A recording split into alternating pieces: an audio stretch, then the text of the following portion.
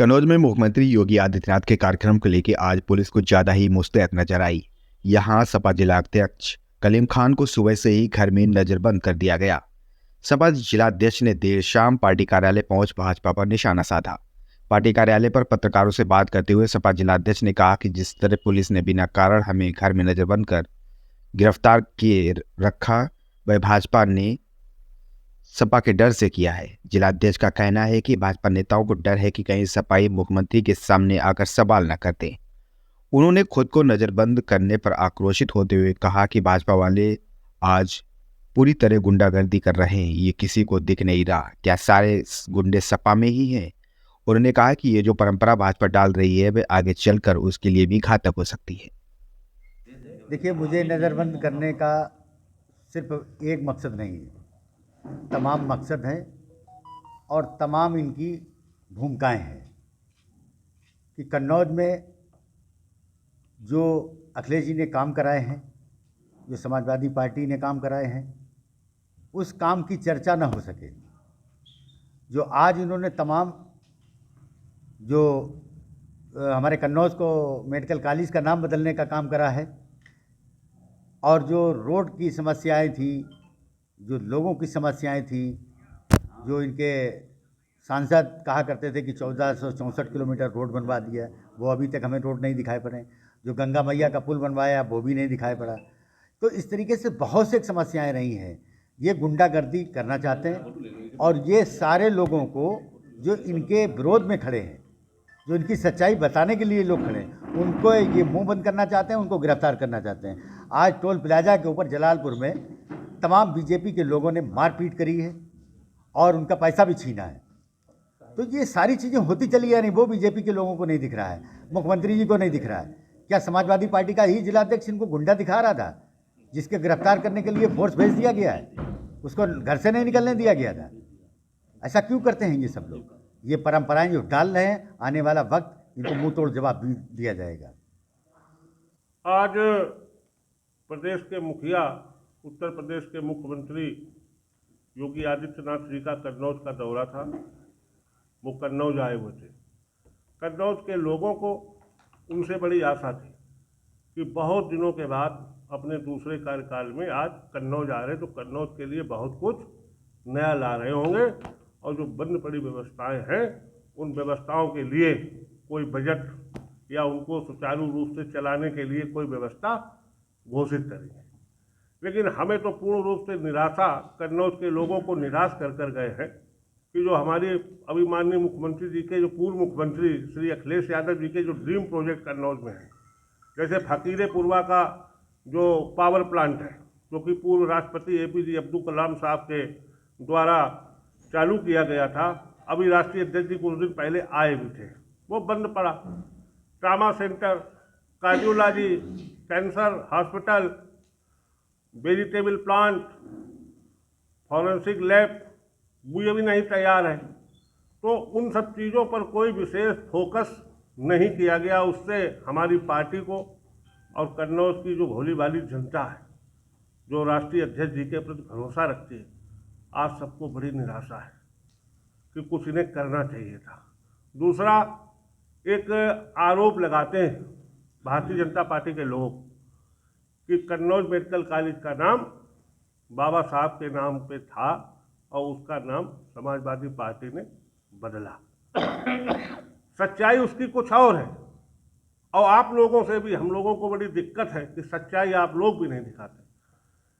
जब कन्नौज में medical college का निर्माण हुआ, आधारशिला रखी गई 2004 में, माननीय मुख्यमंत्री माननीय मुलायम सिंह जी थे, नेताजी, तब इसका नाम कन्नौज मेडिकल कॉलेज ही था। ये माननीय विधायक जी उस समय विधायक थे, अभी आप इनसे भी पूछ लेना।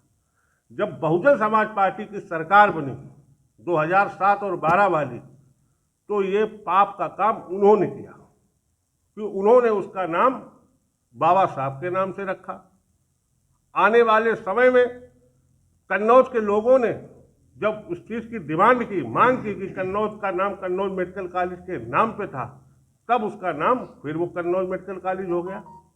तो सच्चाई तो उनके बीच की है और वो कर गए। हम लोग तो सब सम्मान करने वाले, महापुरुष बाबा साहब का सम्मान तो समाजवादी पार्टी तो भरपूर सम्मान करती है। वो कर गए, हम लोग उस फैसले का स्वागत करते हैं। और तमाम ऐसी चीज़ें हैं विस्तृत, उसकी जानकारी हमारे कुछ विधायक जी भी देंगे और एक बृहद पैमाने पे 2-1 दिन में हम लोग आप लोगों को बुलाएंगे और बुला के एक प्रेस वार्ता के दौरान आपको तमाम चीज़ें ऐसी देंगे जो कि हम लोगों के द्वारा कराई गई हैं और उसका श्रेय लेने के लिए कोई भी ले सकता है। मंत्री जी जब कन्नौज आगमन उनका हुआ तो ये हमारे कन्नौज के जो पार्टी के जिला अध्यक्ष श्री कलीम खान साहब, इनके घर पे फोर्स लगा दिया गया। ये आप लोगों को क्या कोई आतंकवादी नजर आते हैं? ये किसी प्रकार के गुंडे हैं क्या? इनकी कोई ऐसा कुछ है इनका रिकॉर्ड? आप लोग भी पता करें और वो फुटेज भी हैं, आप इनसे फुटेज भी ले लें। इनके दरवाजे पर सिपाही घर से निकले नहीं। बताओ, इस प्रकार की जुल्म जास्ती ये अच्छी बात है? हम तो यही अपील करना चाहेंगे प्रशासन के लोगों से और ख़ास तौर से उन माननीय जनप्रतिनिधियों से कि इस प्रकार की कोई ऐसी परंपरा मत डालो जिससे किसी को तकलीफ पहुँचे। देखिए, उन्होंने यहाँ की जनता को निराश किया है, तो चाहे भारतीय जनता पार्टी के लोग हों, चाहे समाजवादी पार्टी के लोग हों, चाहे अन्य किसी पार्टी के लोग हों, सभी को निराशा हाथ लगी। सभी को उम्मीद ये थी कि वास्तव में आज यहाँ पर विकास का पुलंदा खोल दिया जाएगा, बहुत बड़ा विकास की घोषणाएँ हो जाएंगी। आप अखबार वालों ने छापा भी था कि मुख्यमंत्री जी आएंगे तो यहाँ पर बहुत बड़ा पिटारा लाएंगे और जनता के हित में खोल जाएंगे। वो निराशा हाथ लगी।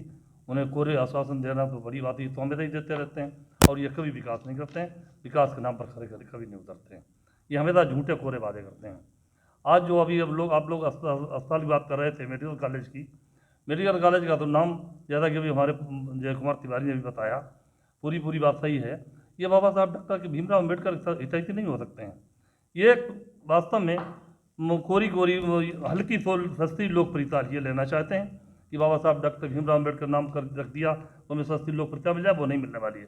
बाबा साहब डॉक्टर भीमराव अम्बेडकर अपना संविधान खत्म करना चाहते हैं, आरक्षण खत्म करना चाहते हैं, उनके बताए हमारे सब सहूलियतें खत्म कर रहे हैं, और फिर बाबा साहब के हितैषी कैसे हो सकते हैं?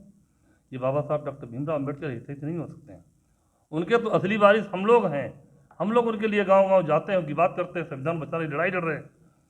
और अगर आप देखते हैं कि बाबा साहब को बाकी हितैषी होते तो ये आरक्षण खत्म करने की बात नहीं करते हैं। आरक्षण आज पिछड़ों को खत्म हो रहा है, आरक्षण दलितों को खत्म हो रहा है, आरक्षण सवर्णों का गरीब सवर्णों का भी खत्म होने की बात है।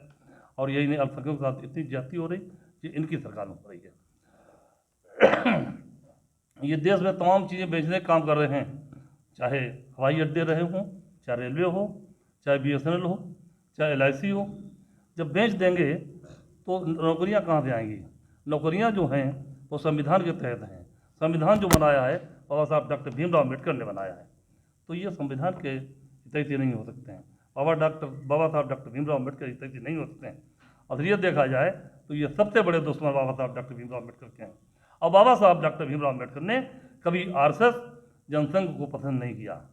वो हमेशा कहते रहिए सांप्रदायिक शक्तियाँ जो हैं ये हमारे देश के लिए विनाशक साबित होंगी। जिस समय देश की आज़ादी लड़ाई भी लड़ी जा रही थी, तब भी ये शक्तियाँ दूसरे लोगों को साथ दे रही थीं। और विघटनकारी शक्तियाँ ये ये देश की हितैषी नहीं है, ये देश को बर्बाद करना चाहती हैं। आज बाबा साहब डॉक्टर भीमराव अम्बेडकर नाम बदनाम करते हैं, सस्ती लोकप्रियता लेना चाहते हैं उनके नाम पर। ऐसा कुछ नहीं, उनके हम लोग वास्तव में वारिस भी हैं, हितैषी भी हैं, और उनके नाम पर हम लोग संघर्ष कर रहे हैं। उनका नाम अमर रखेंगे, उनके कर्मा को आगे बढ़ाने का काम करेंगे, और उनके वास्तव में बाबा साहब डॉक्टर भीमराव अम्बेडकर के जो अधूरे सपने हैं वो माननीय अखिलेश यादव जी पूरे करेंगे।